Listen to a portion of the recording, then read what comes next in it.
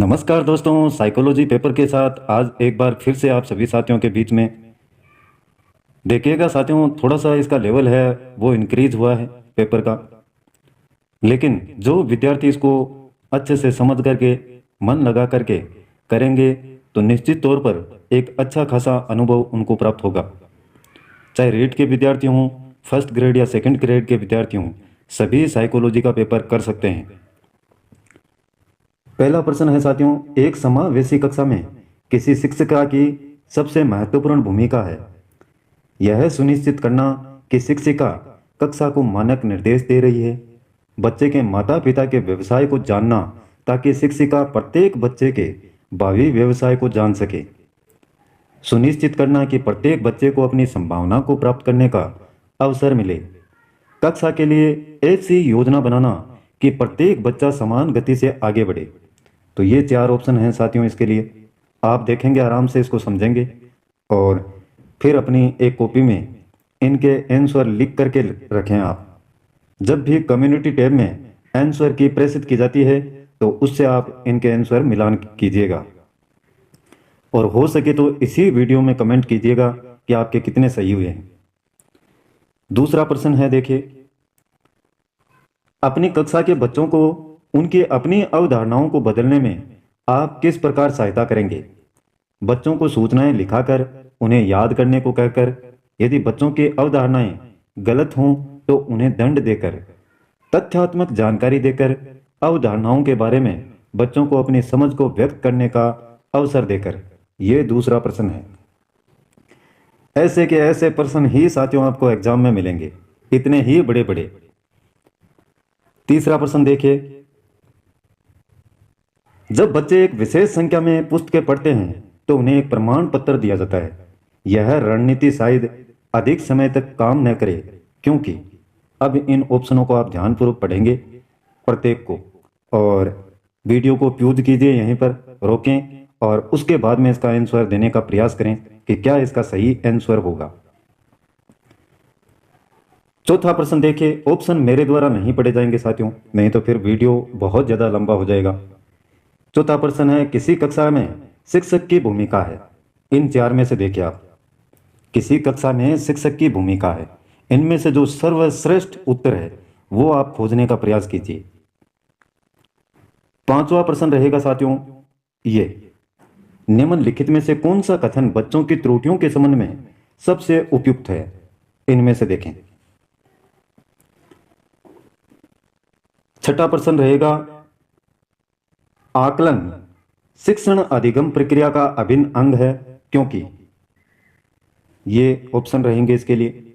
जो भी प्रश्न आंसर की जारी करने के बाद में अगर आपको समझ में नहीं आता है तो आप उसका नंबर लिखेंगे कि ये प्रश्न है सर, ये समझ में नहीं आया, इसका उत्तर ये कैसे होगा, तो आपको जरूर समझाया जाएगा साथियों। सातवां प्रश्न देखिए, ये सातवां प्रश्न है। देखिए, थोड़ा सा इसको सेट करते हैं। ये सातवां प्रश्न, अब शायद आप पूरा स्क्रीन पर देख पा रहे होंगे। पाठ्यचर्या ऐसी हो जो पाठ्य पुस्तक के ज्ञान को पुनः प्रस्तुत करने के स्थान पर बच्चों की अपनी आवाजें पाने, कार्य करने के लिए अपनी जिज्ञासा का पोषण करने, प्रश्न पूछने और जांच पड़ताल करने तथा अपने अनुभवों को बांटने तथा विद्यालय के ज्ञान के साथ जोड़ने में सक्षम बनाएं। राष्ट्रीय पाठ्यचर्या की रूपरेखा 2005 पृष्ठ 13। इस पृष्ठभूमि में एक शिक्षक की प्राथमिक भूमिका क्या होनी चाहिए। तो इसका उत्तर यहां से आप देखें कौन सा होगा। लंबा है लेकिन आराम से इसको समझेंगे तो आप इसका उत्तर दे पाएंगे। आठवां प्रश्न ये रहा साथियों, ये देखिए, अब दिख रहा होगा आसानी से। ये देखिए, बच्चों को अपने अध्ययन में प्रयास करने हेतु प्रोत्साहित करने के लिए शिक्षकों को खाली जगह की आवश्यकता होती है। इस खाली जगह में कौन सा, यहां से आप चूज करें कौन सा ऑप्शन सटीक बैठेगा। 9वां प्रश्न यह है, भावनाओं, अधिगम और अभिप्रेरणा के संदर्भ में निम्नलिखित में से किस कथन से आप सहमत हैं। और ये 4 ऑप्शन है इसके लिए, देखें आराम से। 10वां प्रश्न रहेगा साथियों, बहुविकल्पी प्रश्न बच्चों की खालिस्तान की योग्यता का आकलन करते हैं।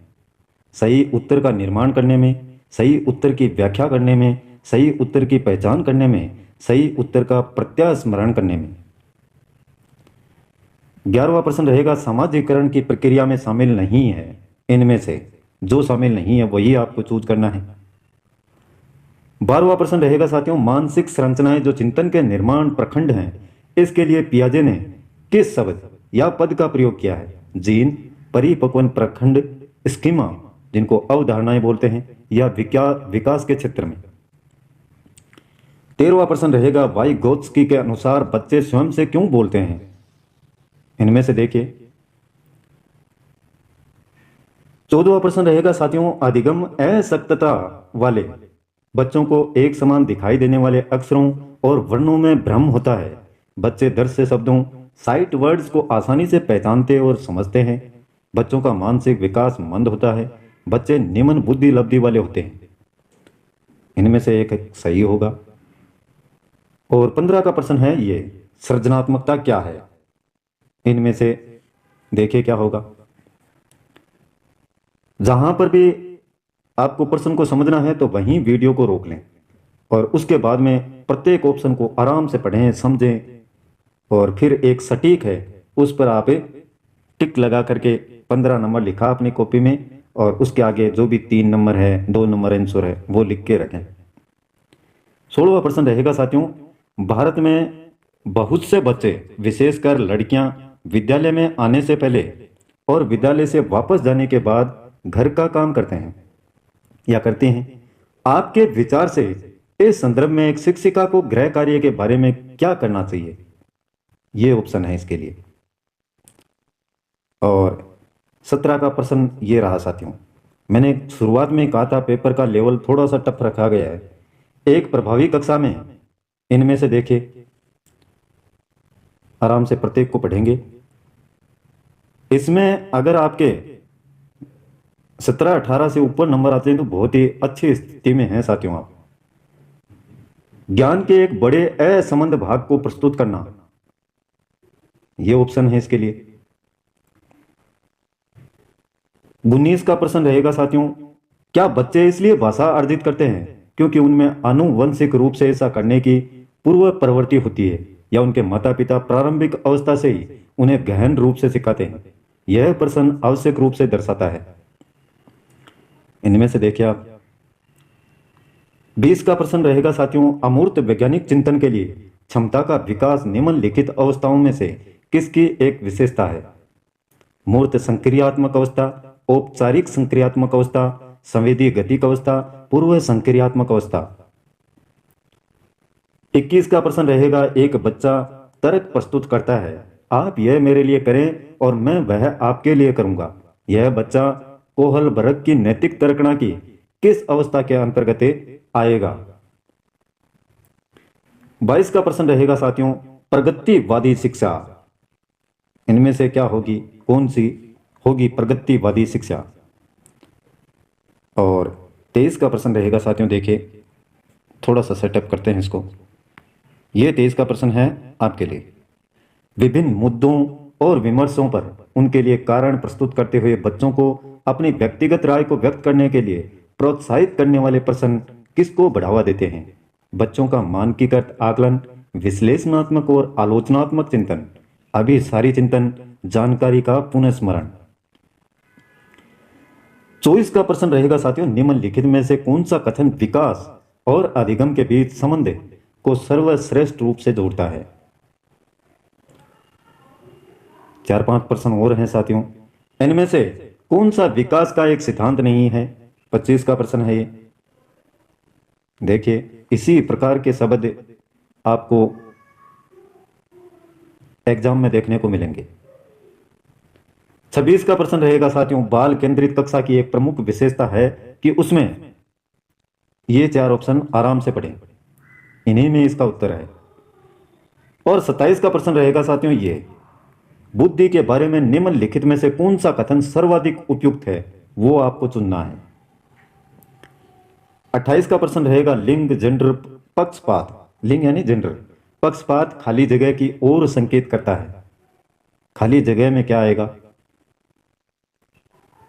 29 का प्रश्न रहेगा साथियों, एक उच्च प्राथमिक विद्यालय के शिक्षक के रूप में आपके पास कक्षा में कुछ ऐसे बच्चे हैं जो प्रथम पीढ़ी के रूप में विद्यालय आ रहे हैं।